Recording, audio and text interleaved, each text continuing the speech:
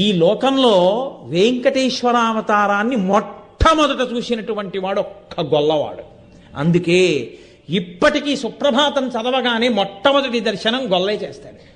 సన్నిధి గొల్ల అని అప్పుడు ఏ గొల్లవాడు చూశాడో ఆయన వంశీకులే ఇప్పటికీ వెంకటేశ్వర స్వామి వారి యొక్క సుప్రభాత దర్శనం చేస్తే ఆయనకి వెన్నపూస తాంబూలం బహూకరించి తర్వాత తెరతీసి మిగిలిన వాళ్ళకి సుప్రభాత దర్శనం ఇస్తారు. కాబట్టి ఒక గొల్లవానికి దర్శనమిచ్చాడు, కానీ ఆయన పరమేశ్వరుడి యొక్క ఆ స్వరూపాన్ని చూసి తట్టుకోలేక ఉద్విగ్నుడై ప్రాణం విడిచిపెట్టి, ఈ బ్రహ్మగారు ఆవు రూపంలో ఉన్నాడు కదండి, ఆయన గబగబా పరిగెత్తుకుంటూ ఆ చోళరాజు ఇంటికి వెళ్ళి పెద్ద ధ్వని చేసి అంబారావం చేశాడు. రాజు అరే ఆవుకి ఏ ఆపద కలిగింది ఇలా అరుస్తోందని, పూర్వం న్యాయ ఘంట అని ఉండేది. ఎవరు ఆపద కలిగినా గంట మోగిస్తే రాజుగారు బయటకు వచ్చేవారు.